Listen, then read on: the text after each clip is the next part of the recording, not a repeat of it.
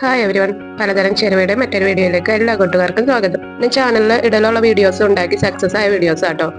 Recipes കണ്ടുണ്ടാക്കി നോക്കി success ആയ അതിൻ്റെ ഒരു ഐഡിയ മനസ്സിലാക്കിയ വീഡിയോസും പിന്നെ വീട്ടിൽ സ്ഥിരമായിട്ട് ഉണ്ടാക്കലുള്ള അറിയാവുന്ന വീഡിയോസ് ഒക്കെ ഉണ്ടല്ലേ. ഇന്ന് ഞാൻ ഉണ്ടാക്കാൻ പോകുന്ന ഈ ഒരു റെസിപ്പിയുടെ പേര് ഖരി എന്നാട്ടോ. ഹിന്ദിയിലാണ് ഞാൻ ഇതിന്റെ റെസിപ്പീസ് കണ്ടിട്ടുള്ളൂ, മലയാളത്തിൽ കണ്ടില്ലായിരുന്നു. ഫ്ലഫി പേസ്ട്രി ബിസ്ക്കറ്റ് എന്നൊക്കെ ഞാൻ പറയണേക്കാട്ടോ. ഇതെന്റെ ഫസ്റ്റ് ട്രൈ ആണ്. നമുക്ക് നോക്കുന്നത് എങ്ങനെ വരുമെന്ന്. 1/4 കപ്പ് മൈദപ്പൊടി എടുത്തിട്ടുണ്ട്, 150 ഗ്രാം കേട്ടോ. ഇതിലേക്ക് 1/2 ടീസ്പൂൺ ഉപ്പും അജ്വൈൻ എന്ന് പറയുന്നത് 1/4 ടീസ്പൂണും പിന്നെ 3 ടേബിൾ സ്പൂൺ ഓയിലും കൂടി ഒഴിച്ച് നന്നായിട്ടൊന്ന് തിരുമ്മിയെടുക്കാം. പൊടിയുടെ എല്ലാ ഭാഗത്തേക്കും നന്നായിട്ടൊന്ന് ഓയിൽ പിടിക്കണം. നന്നായിട്ടൊന്ന് തിരുമ്മി ഓയിൽ തിരിച്ച ശേഷം ഇതിലേക്ക് വെള്ളം ഒഴിച്ച് നമുക്ക് കുഴച്ചെടുക്കണം. 1/2 കപ്പിന് താഴെ വെള്ളം ഇതിലേക്ക് വേണ്ടി വരുള്ളൂ കേട്ടോ. ഒത്തിരി നേരിട്ട് കുഴക്കൊന്നും വേണ്ട, ജസ്റ്റ് എല്ലാവരും കൂടി ഒന്ന് മിക്സ് ആയി ഒരു ഡോ ആയി കിട്ടിയാൽ മതി. ഈ സംഭവം പെർഫെക്റ്റ് ആയിട്ട് കിട്ടാൻ അത്ര വലിയ ബുദ്ധിമുട്ടൊന്നും ഉണ്ടാവില്ല എന്ന് തോന്നുന്നുണ്ടോ. അതിന്റെ ഫസ്റ്റ് ട്രയൽ തന്നെ എനിക്ക് വലിയ കുഴപ്പമില്ലാതൊക്കെ കിട്ടി. എങ്കിലും ശരിക്കും അങ്ങനെ നന്നായിട്ടില്ല. ഇനി ഒരു ദിവസം എന്നുകൂടി പരീക്ഷിച്ച ശേഷം നല്ലൊരു വീഡിയോ തന്നെ ഇടും. എന്തായാലും ഇത്രയൊക്കെ കഷ്ടപ്പെട്ടതല്ലേ, ഒരു ലൈക്ക് അടിച്ചേക്കാട്ടോ. പൊടി ഇപ്പം നന്നായിട്ടൊന്ന് കുഴച്ചെടുത്തിട്ടുണ്ട്. ഇതിന് മുകളിൽ കുറച്ച് വെളിച്ചെണ്ണ വെട്ടി കൊടുത്തിട്ട് ഒന്ന് അടിച്ച് മാറ്റി വെക്കാം. ഒരു 5-10 മിനിറ്റ് അതോടെ റെസ്റ്റ് ചെയ്യാനായിട്ട് ഇരിക്കട്ടെ കേട്ടോ. ഈ സംഭവം ഉണ്ടാക്കുമ്പോൾ പപ്സ് ഒക്കെ ഉണ്ടാക്കുമ്പോൾ ലേയേഴ്സ് ഒക്കെ കംപ്ലീറ്റ് ശരിക്കും വിട്ടു പോരാനും നല്ല ഫ്ലഫി ആയി കിട്ടാനൊക്കെ ആയിട്ട് മാർഗരിൻ എന്ന് പറഞ്ഞിട്ട് ഒരു സംഭവമാണ് ഉപയോഗിക്കുന്നത്. ഗീ പോലെ തന്നെ മറ്റേ ബട്ടറൊക്കെ പോലെ ഇരിക്കുന്ന ഒരു സംഭവമാണ്. അത് ഉപയോഗിച്ചിട്ടുണ്ടെന്നുണ്ടെങ്കിൽ കറക്റ്റ് ആയിട്ട് ഇങ്ങനെ ഒക്കെ വിട്ടു പോരുമെന്ന് കേട്ടിട്ടുണ്ട് കേട്ടോ. അപ്പൊ അതിന് പകരമായിട്ട് നമുക്ക് ഒരു സംഭവം ഉണ്ടാക്കണം. 3 ടേബിൾ സ്പൂൺ ബട്ടറിൽ 2 ടേബിൾ സ്പൂൺ കോൺഫ്ലവർ മിക്സ് ചെയ്ത് നന്നായിട്ട് ഇതുപോലെ ഒന്ന് മിക്സ് ചെയ്ത് വെച്ചാൽ മതി. ഇതാണ് സംഭവം. ഇനി ഇപ്പൊ തന്നെ നമ്മുടെ ഡോ ഒന്ന് സോഫ്റ്റ് ആയി കിട്ടിയിട്ടുണ്ട്. ഇനി ഇത് ജസ്റ്റ് ഒന്ന് കുഴച്ചെടുത്ത ശേഷം ഒന്ന് നന്നായിട്ട് പരത്തിയെടുക്കാം കേട്ടോ. നന്നായിട്ട് കനം കുറച്ച് പരത്തിയെടുക്കണം. ആവശ്യത്തിന് പൊടി ഇട്ട് കൊടുക്കാം. പരത്തുന്ന സമയത്ത് ടോട്ടൽ 2 ആയിട്ട് ഞാൻ ഡിവൈഡ് ചെയ്തിട്ടുണ്ട്. രണ്ടും നന്നായിട്ട് കനം കുറച്ച് പരത്തിയെടുക്കണം. പ്രാവശ്യം പരത്തിയത് അവിടെ മാറ്റി വെച്ച ശേഷം അടുത്തതും പരത്തിയെടുക്കുക. നിങ്ങൾക്ക് കാണാൻ പറ്റും വളരെ നൈസായിട്ടാട്ടോ പരത്തിയെടുത്തിട്ടുള്ളത്. ഇതിന്റെ മുളക് നമ്മൾ ഉണ്ടാക്കി വെച്ച ബട്ടർ അങ്ങ് ഒഴിച്ചെടുക്കാം. വളരെ തിന്നായിട്ടുള്ള ഒരു കോട്ടിങ് കൊടുത്താൽ മതി കേട്ടോ. ഞാൻ ഈ ബട്ടർ ഇട്ടത് അധികമായി പോയിട്ടുണ്ട്. അത് ഉണ്ടാക്കി കഴിഞ്ഞപ്പോൾ എനിക്ക് മനസ്സിലായിട്ടുണ്ട്. ഇതിന്റെ മുകളിലേക്ക് പരത്തി വെച്ചിട്ടുള്ള അടുത്തതും കൂടി വെച്ചെടുക്കാം.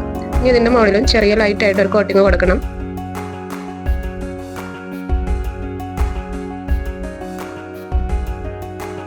വീഡിയോയിൽ കാണിച്ചിരിക്കുന്നത് പോലെ പകുതി ഭാഗത്തേക്ക് ഒന്നുകൂടി മടക്കാം. അതിന്റെ മുകളിലും കൂടി ബട്ടർ തേച്ച് കൊടുക്കാം. പിന്നെ ഇപ്പുറത്തുനിന്ന് ഒന്ന് മടക്കി വെക്കാം. വീണ്ടും അതിന്റെ മുകളിൽ ബട്ടർ തേച്ച് കൊടുക്കണം. അതിനുശേഷം പിന്നെ ബട്ടർ തേക്കണ്ട കേട്ടോ. ഇത്രയും ബട്ടർ മതി. പക്ഷേ ഇത്രയും തിക്കായിട്ട് നിങ്ങൾ ബട്ടർ തേക്കണ്ട കേട്ടോ. ഞാൻ തേച്ചത് ഇച്ചിരി കൂടി പോയിട്ടുണ്ട്.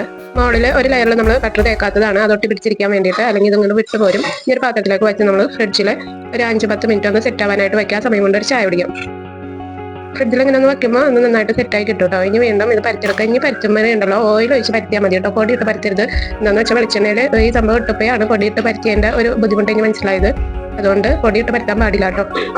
നമ്മൾ ആദ്യം തന്നെ ഇതുപോലത്തെ സംഭവമൊക്കെ ഉണ്ടാക്കുമ്പോൾ അത്ര നന്നാവണമെന്നില്ല. ഒരു പ്രാവശ്യം ഉണ്ടാക്കി നോക്കി പിന്നെ അതിന്റെ കുറവുകളൊക്കെ മനസ്സിലാക്കി പിന്നെ ഉണ്ടാക്കുമ്പോഴാണ് കറക്റ്റായിട്ട് കിട്ടുക. അപ്പോൾ ഇൻഷാല്ലാ ഇനി ഒരു ദിവസം ഇനി ഇത് ഇപ്പം തന്നെ ട്രൈ ചെയ്യാൻ എനിക്ക് തോന്നുന്നില്ല. കുറച്ച് ദിവസം കഴിഞ്ഞിട്ട് ഒന്ന് ട്രൈ ചെയ്ത് നല്ല റെസിപ്പി ഞാൻ ഇടാം. ഇതിപ്പോൾ നന്നായിട്ട് വന്നിട്ടുണ്ട് കേട്ടോ. നന്നായിട്ട് പൊളിച്ചൊക്കെ വരുന്നുണ്ട്. എല്ലാം കറക്റ്റായിട്ട് കിട്ടിയിട്ടുണ്ട്. കാണുമ്പോൾ പ്രത്യക്ഷത്തിൽ ഒരു കുറവ് അതിന് കാണുന്നില്ല. എന്നാലും എന്തോ ചെറിയൊരു മിസ്റ്റേക്ക്, ആ ഓയിൽ അകത്ത് ബട്ടർ തേച്ചത് ഇച്ചിരി കൂടിപ്പോയതിൻ്റെ ഒരു ബുദ്ധിമുട്ട് അതിന് കാണാൻ വന്നിട്ടുണ്ട്. അകത്തുനിന്നൊക്കെ ഇച്ചിരി ഓയിലായിട്ടാണ് നിൽക്കുന്നത്. അപ്പോൾ അതിൻ്റെ ആ കുറവുകളൊക്കെ മാറ്റിയിട്ട് ഒരു നല്ല വീഡിയോ ഞാൻ ഇടാം കേട്ടോ. നമ്മൾ ലാസ്റ്റ് പറ്റിയപ്പോൾ പൊടിയിട്ട് പറ്റിയതിൻ്റെയാണ് നമ്മുടെ ഓയിൽ കണ്ടോ കംപ്ലീറ്റ് പൊടിയായിട്ട് ഇങ്ങനെ കറുത്ത് വരുന്നത്. ഈ ഒരു സംഭവം ഫ്രൈ ചെയ്തെടുക്കുമ്പോൾ നമ്മൾ വളരെ ശ്രദ്ധിക്കേണ്ടതുണ്ട് കേട്ടോ. തീ നന്നായിട്ട് സൂക്ഷിക്കണം. ടെസ്റ്റിനായിട്ട് ഒരു ചെറിയ കഷ്ണം ഇട്ട് നോക്കാം. അപ്പോൾ കുറച്ച് സമയം ഒരു 10 സെക്കൻഡുകൾ കഴിഞ്ഞിട്ട് അത് പൊങ്ങി വരാൻ പാടുള്ളൂ. പെട്ടെന്ന് തന്നെ പൊങ്ങി വരണം. അത്രയും ചൂടില്ലാതെ ഇട്ട് കൊടുക്കാൻ പാടില്ല. ചെറിയ കഷ്ണം ഇടുമ്പോൾ കേട്ടോ 10 സെക്കൻഡിൽ പൊങ്ങാം. ഇതുപോലത്തെ വലിയ കഷ്ണമൊക്കെ ഇടുമ്പോൾ കുറച്ച് സമയം എടുത്താണ് പൊങ്ങി പൊളിച്ചൊക്കെ വരുള്ളൂ. ആ ഒരു തീയിൽ വെക്കാൻ പാടുള്ളൂ. ഓയിലിന് ചൂടുണ്ടായിരിക്കണം. എന്നാൽ ആവി പറക്കണം. ഭയങ്കര തിളച്ച് ചൂടോ അങ്ങനെയൊന്നും പാടില്ല. ചെറിയൊരു തീ വെച്ചാൽ പാടുള്ളൂ. നല്ല തീയിലൊക്കെ വെച്ചിട്ടുണ്ടെന്നുണ്ടെങ്കിൽ പുറമേ നിന്ന് പെട്ടെന്ന് തന്നെ അങ്ങ് കുക്കാവും. എന്നിട്ട് അകത്തേക്ക് അടിഞ്ഞിട്ട് പിന്നെ പൊളിക്കാതെ വരും, അടിഞ്ഞു പോകും. അപ്പോൾ ചെറിയ തീയിൽ വെക്കുമ്പോൾ നന്നായിട്ട് പൊളിച്ച് വരും. വളരെ തീ കുറഞ്ഞു പോയിട്ടുണ്ടെന്നുണ്ടെങ്കിൽ വെള്ളാതെ പൊട്ടി ഇങ്ങനെ വിടർന്നു പോകും. അപ്പോൾ ഒരു മിതമായിട്ടുള്ള തീയിൽ തന്നെ വെക്കാം.